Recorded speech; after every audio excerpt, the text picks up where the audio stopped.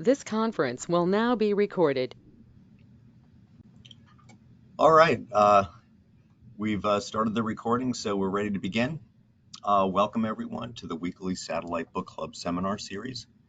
Our title of our talk this week is going to be the CIRA Experimental GOES Products for Tropical Cyclone Analysis and Forecasting. We have with us Dr. DeMaria, our presenter, Senior Research Scientist from CIRA, as well as Dr. Stephanie Stevenson, meteorologist and programmer with the Hurricane Center's Technology and Science Branch. Before we begin, just a few routine reminders. As you heard, the session's being recorded. I encourage you to come back and share this with others, re-listen later. Q&A will be taken as usual after the presentation. We encourage Q&A from everyone, and in particular from the field and regional offices with field responsibilities. We're very eager to hear what you have to say. Want to encourage everyone, and post your questions to the chat room, please. Want to encourage everyone, most of you are doing this already, to please, if you're not already doing this, sign in with your full name so it helps us track who's here, and also if we need to follow up with you, it helps quite a bit since we have sizable audiences. Always looking for future presenters, please contact the TOWRS team. If you're interested, we'd like to help you prepare and facilitate such a seminar. If you're interested, contact the TOWRS team. And if you need any assistance with the development of training materials, please, or access to training materials, please contact Brian Mata, who can help you with that. Before I turn it over to the presenter, I want to say a couple of things. First of all, we're fortunate and glad to have Mark and Stephanie with us here. They've been long-standing allies of our TOWRS development team of capabilities for the Hurricane Center specifically, many of which have application elsewhere. So going in, wanted to thank both of you for working with our team. Your names come up quite a bit here, and we thank you for all the help you've given us. A few words on Mark's bio, and then we'll turn it over to him to begin. Mark has been a senior research scientist at CIRA since 2020, and he's also serving on the AMS Council. Prior to joining CIRA, he spent most of his career as a NOAA employee at the Hurricane Center, the NESDIS RAMM Branch, and the OAR Hurricane Research Division. His emphasis has been on developing products for tropical cyclone analysis, forecasting, and supporting NWS operations. He was the lead on several guidance tools used by hurricane forecasters. He received his BS degree from Florida State and his MS and PhD in atmospheric science from Colorado State. He received the AMS Banner Miller Award 4 times for development and transition of hurricane forecast products to operations, and the NOAA Distinguished Career Award. We all welcome you, Mark, to the Satellite Book Club. Looking forward to hear your presentation, and please begin at will. Okay, thanks, Brian, and for the nice introduction. What I'm going to show here is really a group effort. I've listed the people here from CIRA, NESDIS group, NHC, and a little bit from SIMS as well that provided me slides. And then there's others that are doing the development work that I didn't mention here. Next slide. So the outline is I'm going to talk about three types of GOES products for tropical cyclone forecasting. Derived motion winds for looking at the outflow layer, GLM and rapid intensification, and then some multi-channel products for situational awareness, and kind of touch on the current status of these developments and where they're being demonstrated proving grounds. And then I'm also going to touch on more briefly some JPSS products that are under development, more for the future. Next slide. And most of the products that I'm going to talk about, the emphasis is on application to intensity forecasting. And it's just a little bit of the motivation is if you look at the slide on the left, this is the Atlantic NHC track forecast errors by decade. And on the right is the same kind of diagram for intensity. And you can see starting from like the 1980s to the 2000s and 2010s and 20s, there were huge advances in track forecasting. And for a long time, people said there was no improvement in intensity forecasting. But if you look on the right-hand side of the diagram, there's actually been some pretty large jumps in intensity forecasting as well, although they started later. Most of that's happened in the last decade or two. So that is very encouraging that we're actually starting to see improvement on the intensity forecasting as well. Next slide. And the reasons for the improvement is that, of course, it's the guidance got better. The dynamical models, particularly the regional hurricane models, have improved quite a bit because of better resolution, better physics, and the data assimilation that now takes advantage of a lot more of the data, especially the satellite data, has been used a lot more to make those forecasts better. But there's also been a lot of improvement in the statistical guidance that use the dynamical information indirectly, and also use satellite data directly as predictors. And some of the models there I mentioned, SHIPS, the LGIM model, and the rapid intensification indices. And so the satellite data has really contributed a lot to this improvement in intensity forecasting.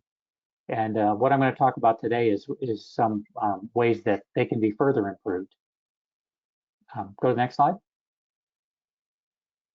Okay, so I'm going to start with talking about the derived motion winds and how those can be used to diagnose the tropical cyclone outflow layer.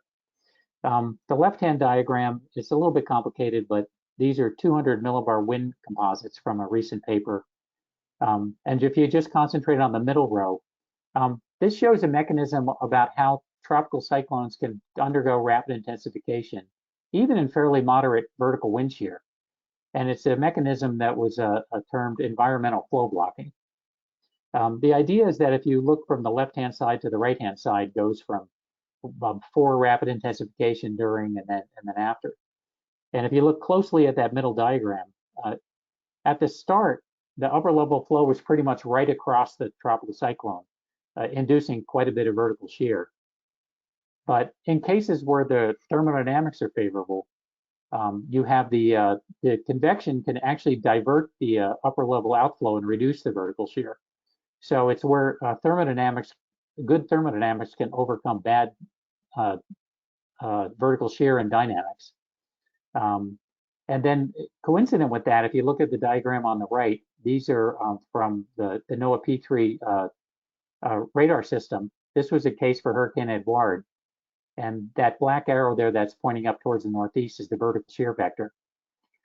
When you have a shear tropical cyclone, most of the convection occurs on the downshear side, which you can see in the upper left of that figure.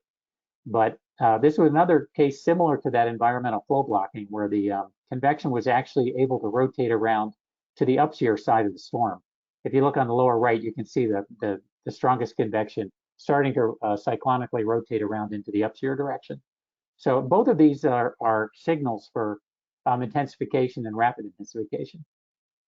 You go to the next slide. So what we'd like to be able to do is monitor those processes with GOES data. And of course, the convective evolution you can monitor with the visible and IR.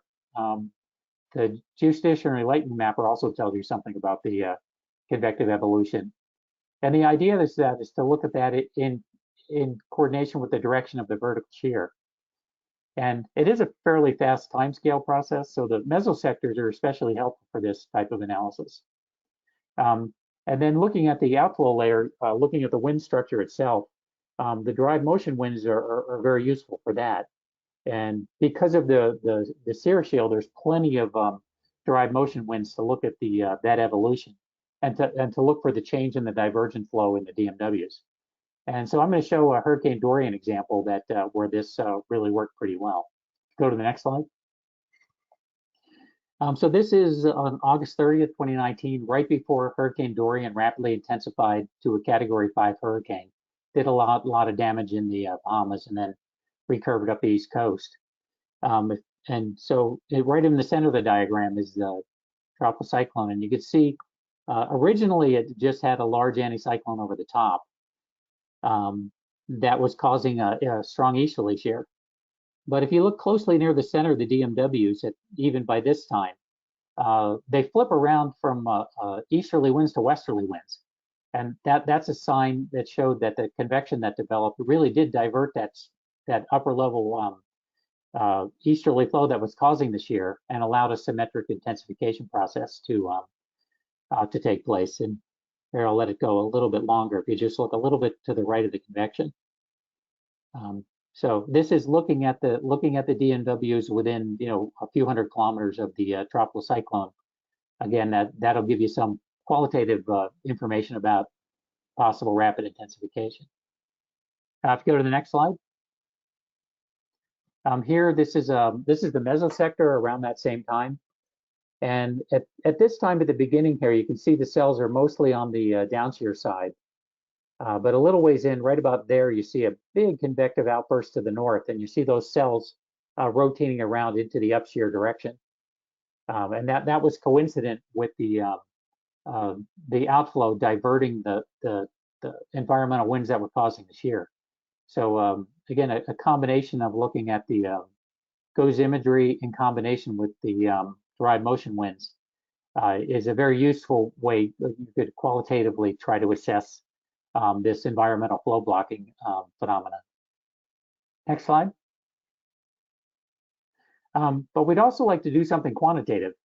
And so it turns out that the DMW coverage is very good in the outflow layer. This is an example of Hurricane Laura. There's enough data where we can do pretty much all the time an objective analysis to get gridded wind fields. In that case, we can actually derive some quantitative parameters that we can use as predictors of intensity change. Next slide. So the two predictors we're looking at is we can use the objectively analyzed wind field. Using velocity potential and stream function, we can back out the divergent component of the wind. So there's really two parameters we're looking at. One is a symmetric outflow parameter, which is the divergent wind radially outward averaged over an annulus. And on the right-hand side is the environmental flow blocking parameter, which is the projection of the divergent wind opposite to the shear vector. And then those give us actual numbers that we can correlate with intensity change. Next slide. And we calculated these for the 2020 season to see how they were related to intensity changes. The different bars here, the blue bars are for the case with for weakening systems, and then the red bars are rapidly intensifying. And you can see for the environmental flow blocking, there's a pretty strong relationship between the intensity changes in that parameter and also for the symmetric outflow. So we feel like there definitely is information in these diagnostic quantities that we could use for intensity prediction. Next slide. So we're going to try to demonstrate some of this in real time. Forecast offices can already do this qualitatively by using the type of displays that I showed already. The DMWs are available to all the national centers on the big domains.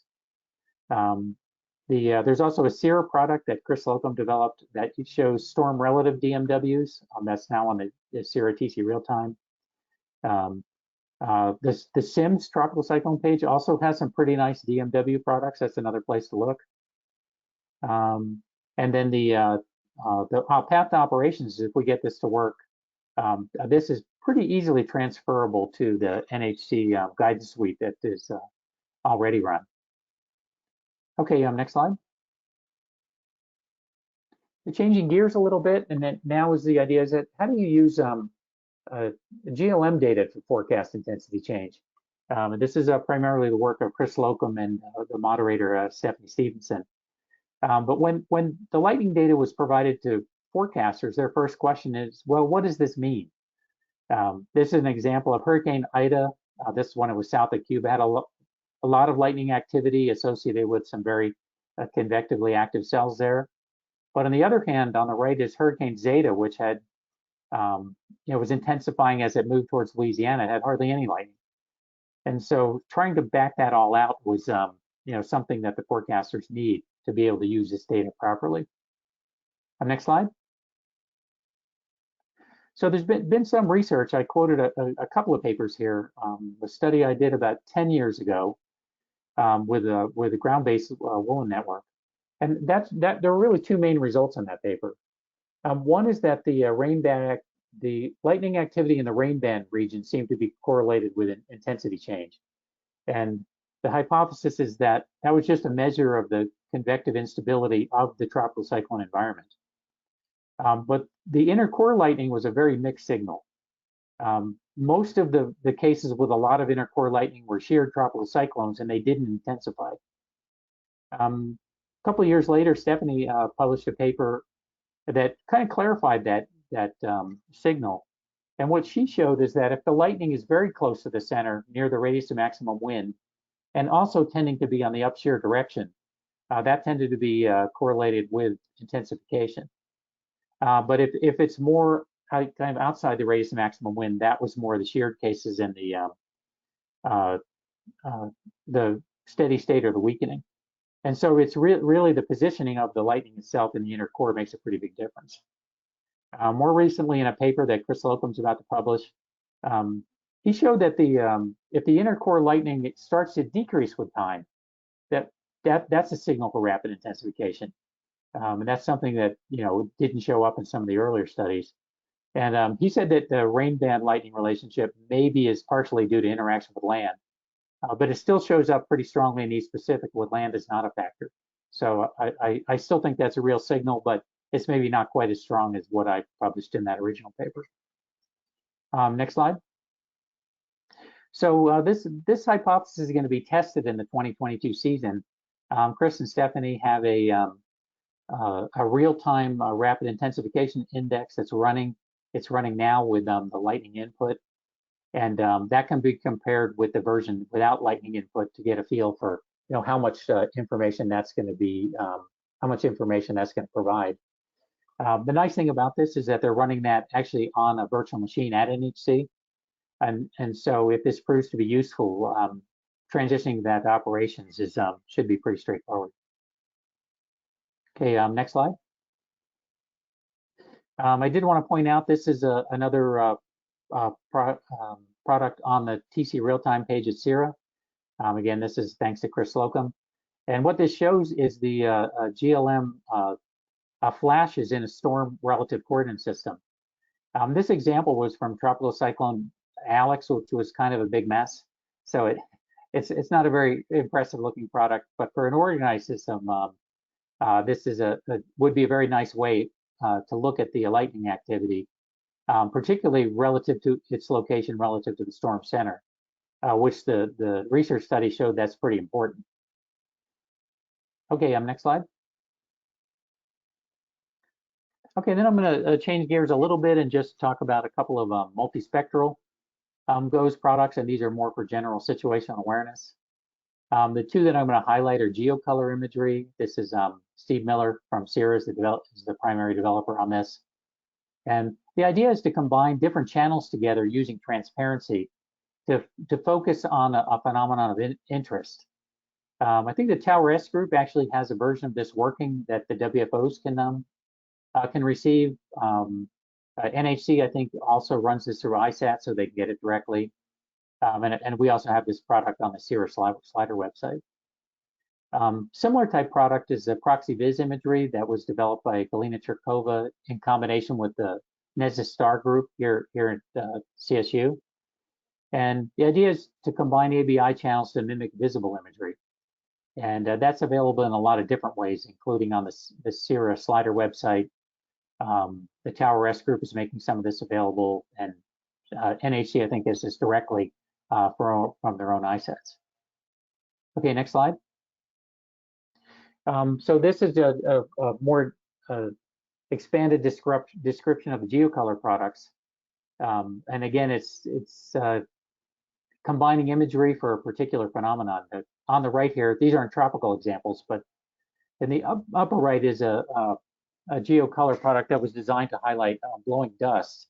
And on the lower right was a geocolor product that was designed for to detect fire hotspots and smoke plumes. Next slide. This is an example of geocolor that was designed to highlight low clouds, and this is kind of a standard one that's used in the tropical cyclone world. And Steve's doing some interesting work to make the nighttime portion of this a little bit better. The nighttime portion now is basically just the old fog product, the window channel minus the shortwave IR, but he's replacing that with a version that's more similar to the ProxyVis product. Next slide. This is an example of the ProxyVis on global domains, or on full disk imagery for GOES 17 and 16. And there you can see the idea is to have a product that provides continuity from the nighttime ProxyVis to the daytime visible imagery. And there you can see the terminator going across, and you can see how that's going to provide the needed continuity for low cloud features. Next slide. Hopefully this will advance when I practiced this took a while. Oh, good. That's quicker than on my laptop. This has been used at NAC really since about 2019, and this is just an example of how they use the ProxyVis imagery to identify the low-level center of a developing tropical storm, Josephine, back in 2020. Next slide. I mentioned that there are a lot of different ways to get the ProxyVis data. It is available in AWIPS 2 from the Tower S group and to NHC. It's also available to some of the operational centers through in AWIPS format, and that we produce that at CIRA. It's also available for Himawari now, at least the CIRA version. So or at least that'll be up and running soon. Next slide. So I'm going to wrap up here with just giving a little bit of a advertisement for a couple of JPSS tropical cyclone products. And so the first one is developed by the METSAP group here under the JPSS Proving Ground Risk Reduction. That's advected layer precipitable water. It wasn't designed as a tropical cyclone product, but it has a lot of applications.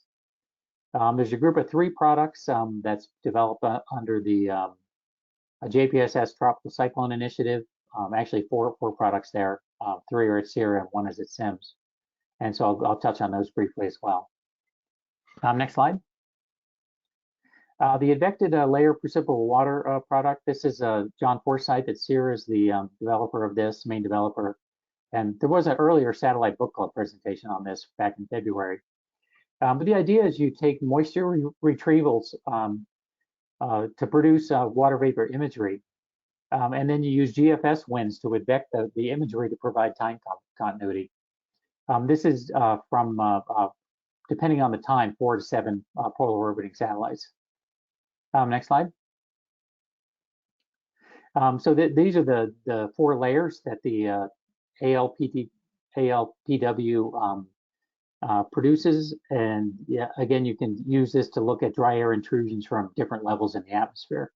For tropical cyclones, that's typically the 700 to 500 or 850 to 700 layers you want to focus on. Next slide. This product is pretty mature. There's already a plan to make this operational in 2023, so this should be available for the next season.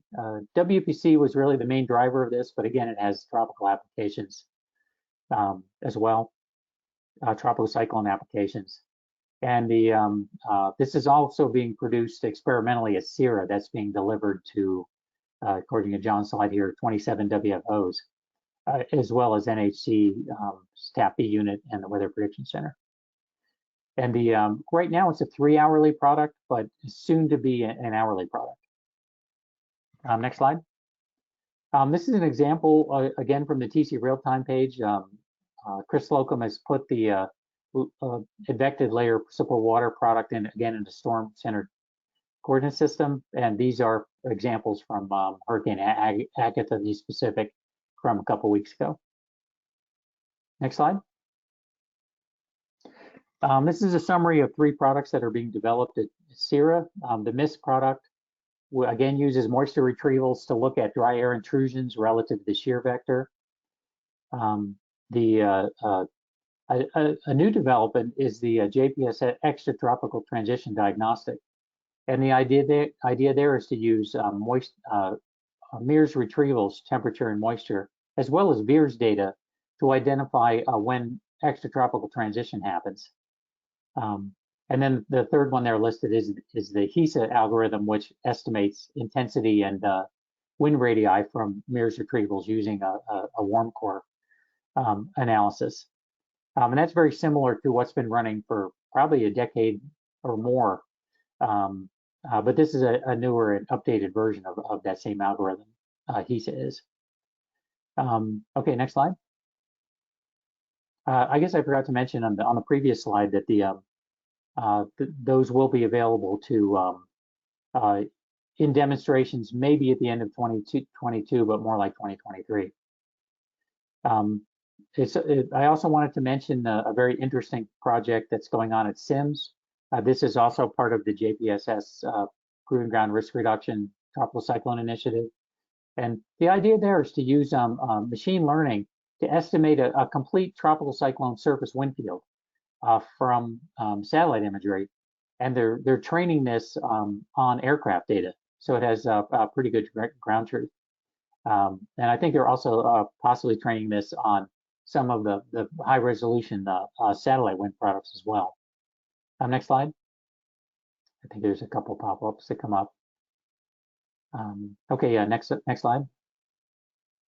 Okay, just a summary is that there's several new products that are under development. The GOES products I mentioned, the DMWs, the GLM product, and the multispectral imagery. Those are all be ready for demonstrations this coming hurricane season, 2022, with another a couple JPSS products waiting in the wings. And then I mentioned the real-time demonstrations. And really all of these products do have a path to operations. And so if they're successful, I think in the next 2 to 3 years, we should have even more tools to continue the improvement in the intensity forecasting. And if you go to the last slide, there's just some of the real-time links that I mentioned. So with that, I'll turn it back to, I guess, to Stephanie at this point for any questions. All right, thank you, Mark. Lots of great products there. I want to encourage everyone to stay on for the discussion and also to complete the feedback survey that Lee will be posting in the chat room here shortly. Before we get to the discussion, I wanted to mention what's coming up next week on Thursday, June 23rd at noon Eastern Time. The Satellite Book Club will have Carrie Sheets presenting, the program analyst from the NWS Office of Dissemination, and they will be discussing GIS applications. As a reminder, you can also follow up with the Tower S team, Lee Byerly and Kashad Bowman, for questions about the Satellite Book Club or for configuration of satellite products. As Brian mentioned in the beginning, I work with Tower S all the time and they're awesome. So I really do encourage you to reach out to them. So with that, I guess we'll go into the discussion. I'll remind everyone you can put questions in the chat, or if you would like to ask your question verbally, just indicate that and we'll do that. I saw a lot of questions rolling in while you were talking, Mark, so I'll scroll back to the beginning. Scott Lindstrom asked the first one, and it is, are GOES mesosector optical flow winds, such as what Bob Rapin is demonstrating this year at the hazardous weather testbed, and the computed divergence used in TC diagnostics? Yeah, right now I'm using the operational DMWs. So these are, what would come into a forecast office. I think there is some potential application for the experimental optical flow winds, and that may provide even better answers. But for right now, I'm trying to use what's already available in operations.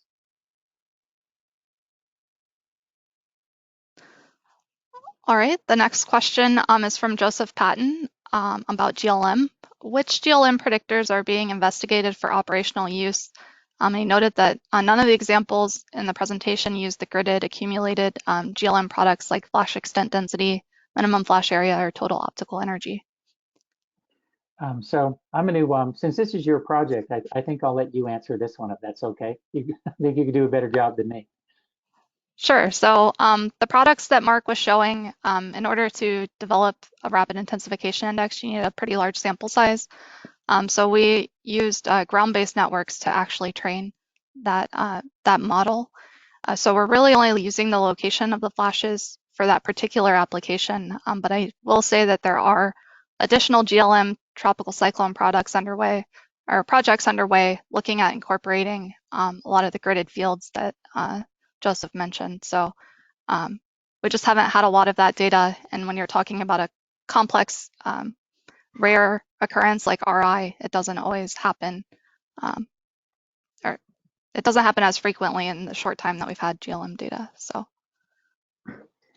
And yeah, and I'll add to that there is another project at CIRA that actually Stephanie is leading to look at some of the other parameters that come from the GLM for intensity forecasting as well.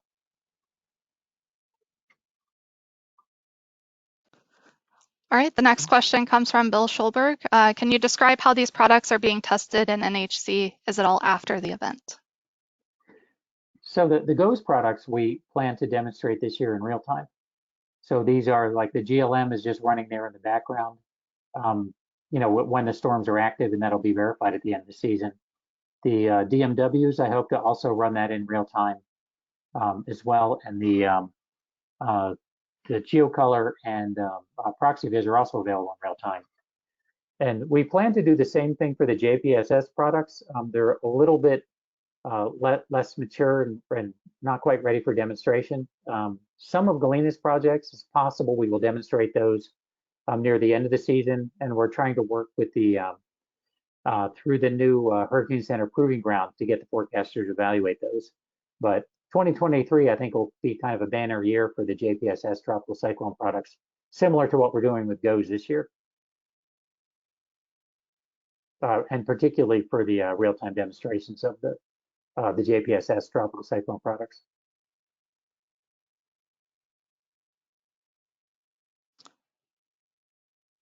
All right, next question from Josh Allen. Wondering if it would be useful to also use gridded DMW and mid-levels to diagnose the proximity of mid-level shear to the TC center. In principle, that would be a good idea, because sometimes you get undercutting and you get mid-level jets. Unfortunately, the DMW coverage in the mid-levels is pretty marginal. We looked at the density, and we can kind of get good below about like 850 to 1,000 millibars. You get a lot of winds in the outflow layer, but not too many in the mid layers. So we are actually analyzing those. Our objective analysis does a 4-layer analysis, so that's something we could look at. But I think it's going to be maybe a little more limited than what we can do for the top and the bottom. We might be able to back that out indirectly, though. This is an idea John Knapp had, is that if you look at the difference between the storm motion vector, which is really related to the integrated environmental wind, compared to the upper level environmental wind, you might be able to back out mid-level inflow that way. And that's another thing that we're going to look at in the future.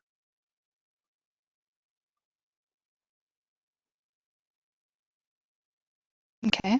I think I missed this earlier, but Bill had a follow-up question of have you defined success criteria for these products?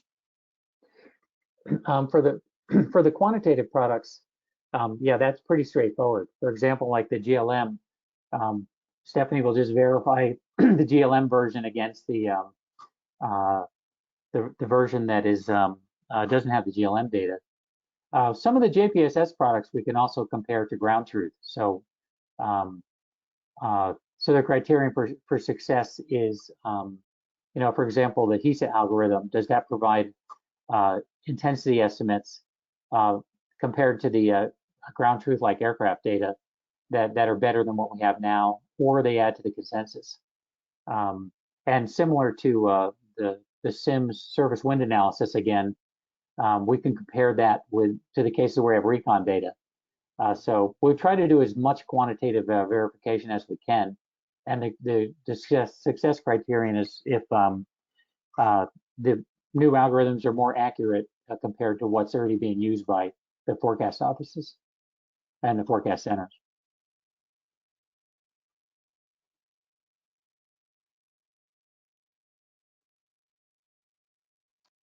All right, I'm not seeing any new questions in the chat room. So I'll ask you another one. So you discussed many existing and under development satellite capabilities. Do you see limitations in the current suite of satellite data and products beyond what's already in development? And if so, what are the main limitations? So for example, do you see any of the following, such as geographic coverage limitations and frequency of marine surface winds or unexplored spectral bands? Well, from the ABI side, GOES 16, it hasn't been up there that long. And so I think there's information in some of the channels that, we haven't really exploited yet. I think that's especially true of the water vapor channels. I think there's information in the different water vapor layers that we really haven't looked at all. And as you're finding out with the GLM, I think there's a lot of information with the some of the other information that's available. The energy of the strikes, the size, and I think your project is going to help tease some of that out. And whenever we talk to hurricane forecasters, what they really want to know is what is the surface wind field. And so I think there's a lot of information in the JPSS products. There's also other non-NOAA satellites, there's the SAR data, there's the SMAP and the SMOS that aren't being fully utilized yet. So I think there's a lot more information out there that we're not using, and some of the projects are trying to extract some of that information, but I think there's more to be gotten that we haven't even started to look at yet.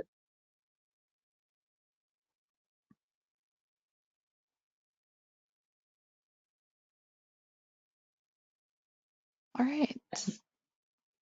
Does anyone else have a question?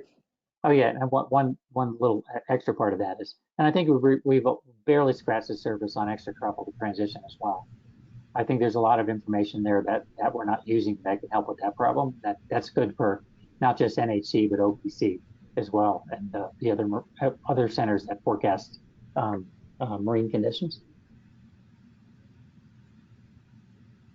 We had one last question come in here from Jose Galvez and Alima Diawari from the WPC International Desk. They say that they use many of these products at the desks. And an operational question for CIRA: do you know if the ProxyVis will be available again soon? Hopefully it's still available now. So we will check into that. I think WPC was getting the data. Yeah, Galena is sort of the keeper of that. Yeah, it's available now in Slider. I believe that it should be available to WPC in NAWIPS format through their LDM, but it's possible that it's not reliable, and then it'll be available or also available on AWIPS. So we will check to make sure that you have that.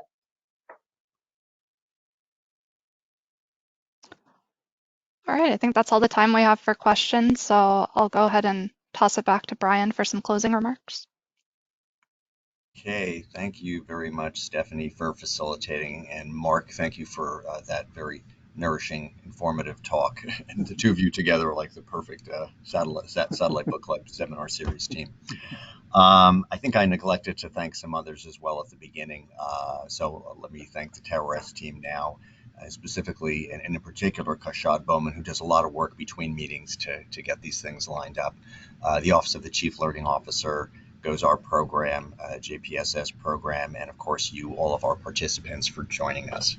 On that note, as we close out the meeting, I think the final comment is, as Stephanie told us, Carrie Sheets will be joining us a week from today, usual time, from our Office of Dissemination to speak with us about GIS applications. So you'll want to rejoin us for that, and we look forward to seeing you a week from now. And I think that's a wrap. Thanks, everyone.